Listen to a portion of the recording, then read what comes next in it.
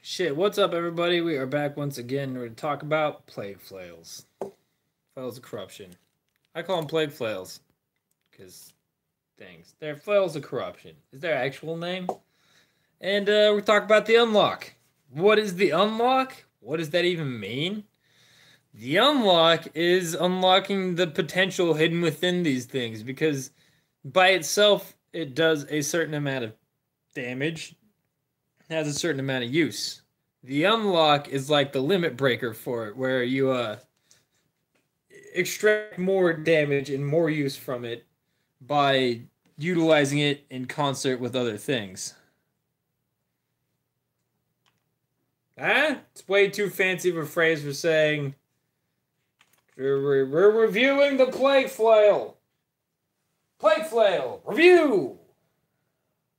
Balls. 10 seconds.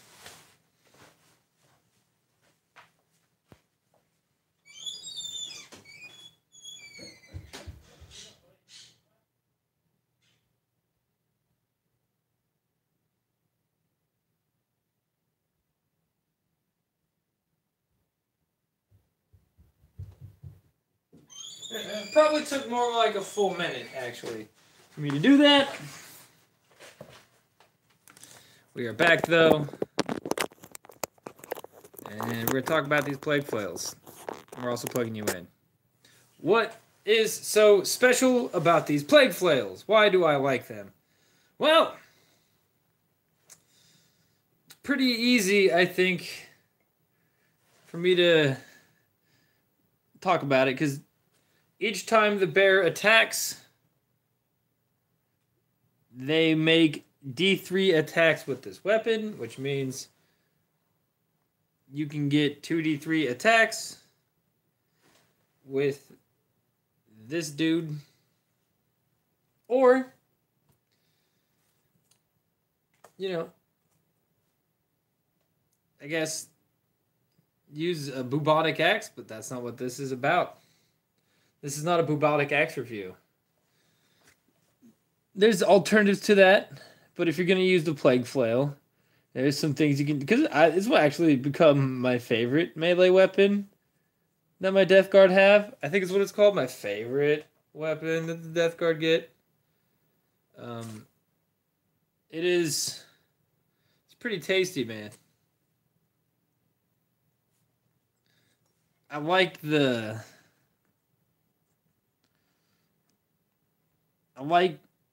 performance it gives by itself. Not only the damage output, but the consistency. Because some damage output's good, but streaky, right? That's the thing. And this has pretty consistent damage output, and that's very nice. You might say the D3s. No, I get it. The D3s do make it actually kind of streaky. But as far as... All right. We should make this different.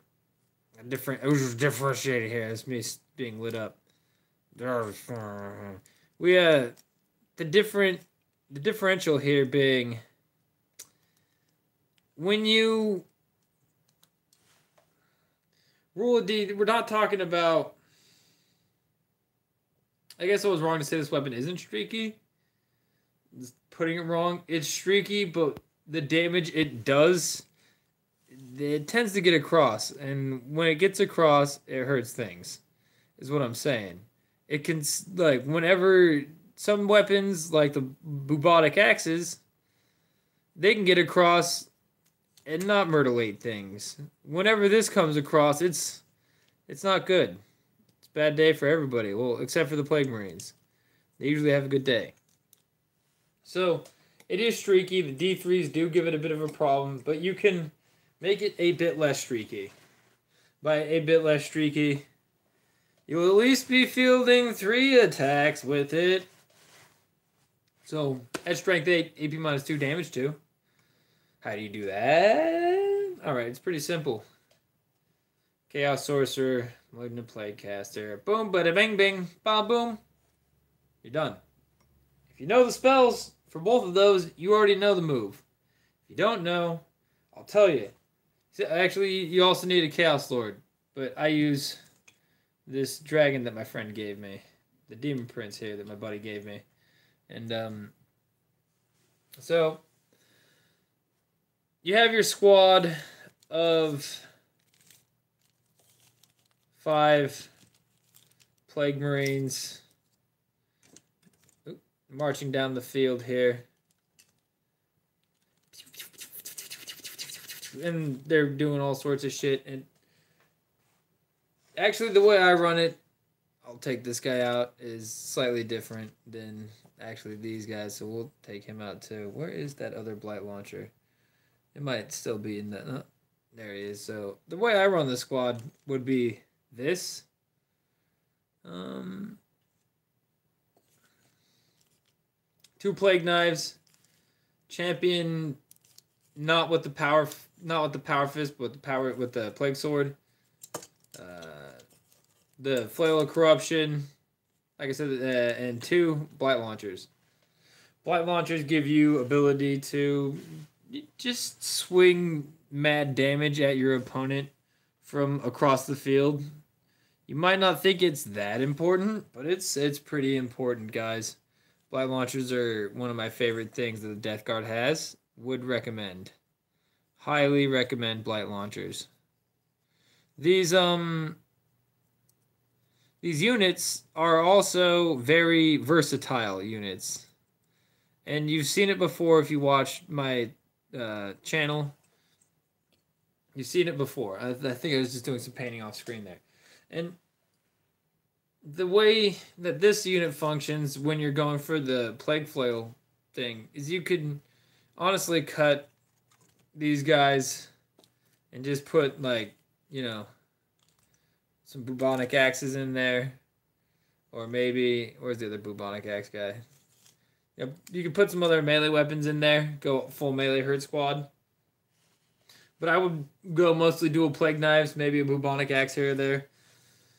Keep the points down because the melee hit is really focused on this dude right here. This is your melee hitter right here. The rest of these guys, they're actually really powerful ablative wounds that can do stuff.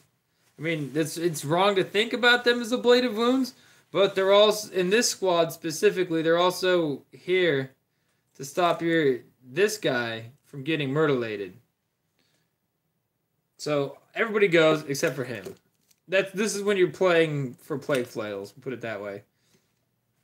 And this guy comes down the field with support. First, you can give him make him strength 9 if you want to. You leave your friends behind, and if your friends don't dance, and if they don't dance, well, they're no friends of mine. You can strength 9 if you want to. You can leave your 8 behind. But if your friends wound on 4s and they wound on 4s, well, they're no friends of mine. Alright.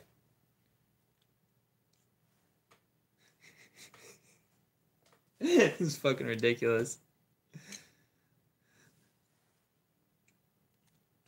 The Plague Flails get buffed. They get, putrescent vitality, -1 to being hit, and all sorts of tasty stuff can be given and used on them. The key point here, I guess for me, is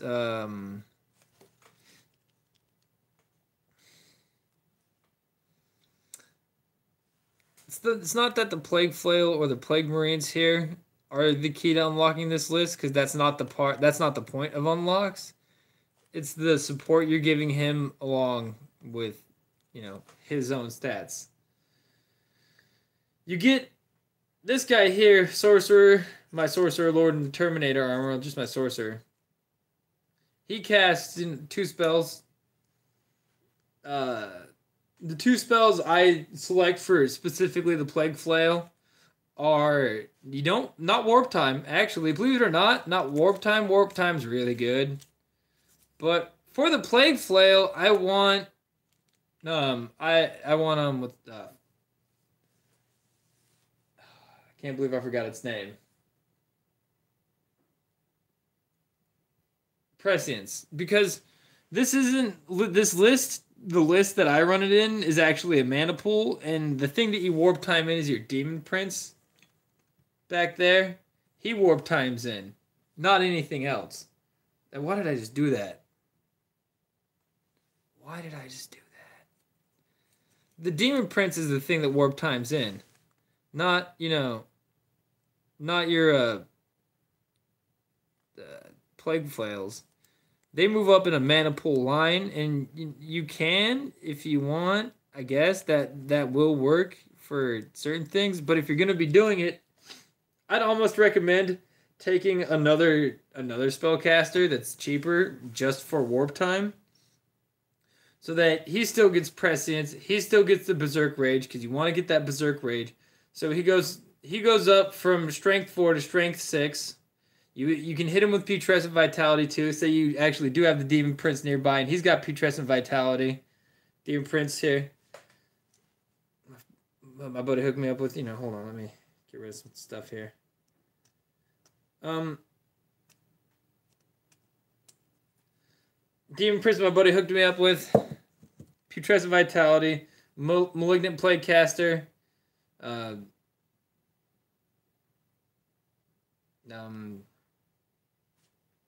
Miasma of Pestilence and Putrescent Blades. So they're -1 to being hit. Strength 7. Just the strength. This dude's strength 7 base, toughness 6. And then he's fielding 3d3 attacks because every time he attacks, he makes d3 attacks. He has 3 attacks. So every time he attacks, 3d3. It's pretty good stuff. That's a nice number. I like that number of attacks. He fields a whopping smasher of attacks, possibly up to 9 plague flail attacks, doing mortal wounds on 5s, my friends. And if you brought, where is our friend here? This guy with his blight racks, you grenade their faces in earlier. Now, what else could you do with this? Well, the grenade spam, like I said, you veterans him, so he like I said, for the mortal wounds on 5s, we'll break it all down, I guess, instead of going for more. He casts, I can't remember his name.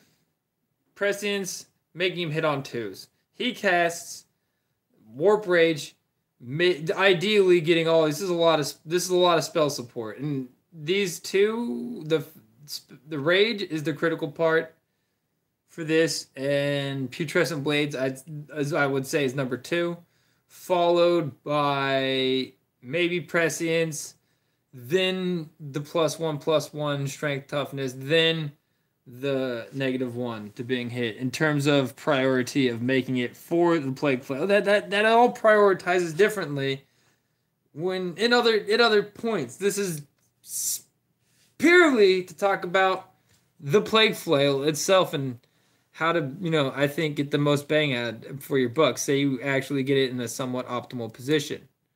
So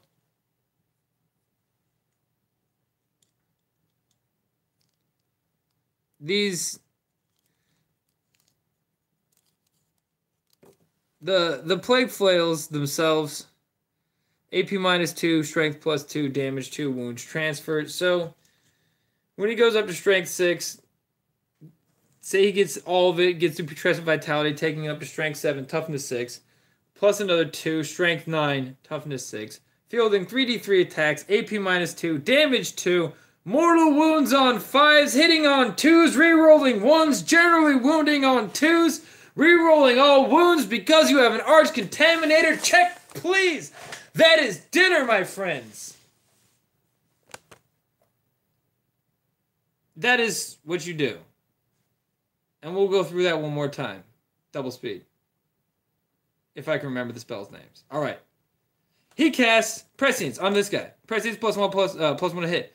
All right. Goes back. Warp to Super Rage. +2 Strength, +1 to attack. Goes back over here. Malignant Playcaster. Malignant Playcaster casts -1 to being hit on the squad. The whole squad gets -1 to being hit. Malignant Playcaster comes back in. Casts Putrescent Blades. Putrescent Blades +1 to wound in the fight phase. +1 to wound. And in the fight phase, mortal wounds of 7 plus. Deal an additional rolls of 7 plus. Deal an additional mortal wound. Pop Veterans, making that down to a 5. The Prescience makes him hit on a 2. Demon Prince flies over, and casts Putrescent Vitality, bringing him up to, when he attacks, like I've said, Toughness, Strength 9, Toughness 6, and 3d3 attacks. Now, you might say, how much damage does that do? And I can say, a lot.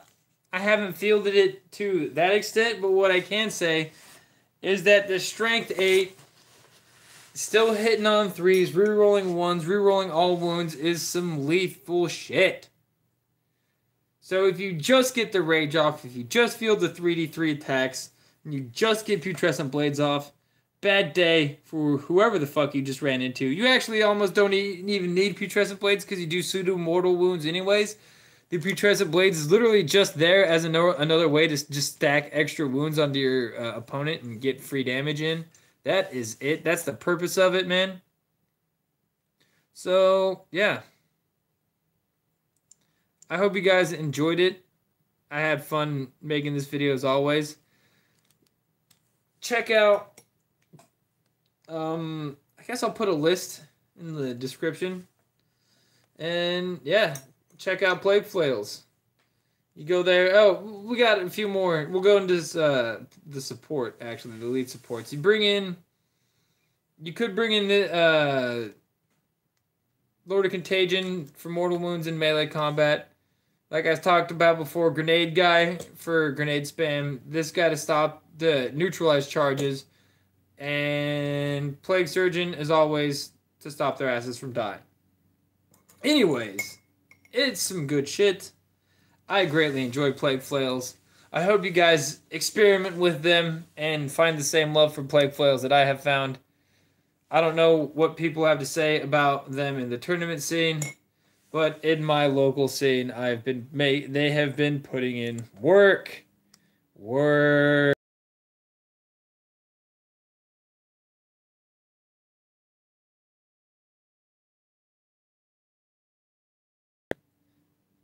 Later.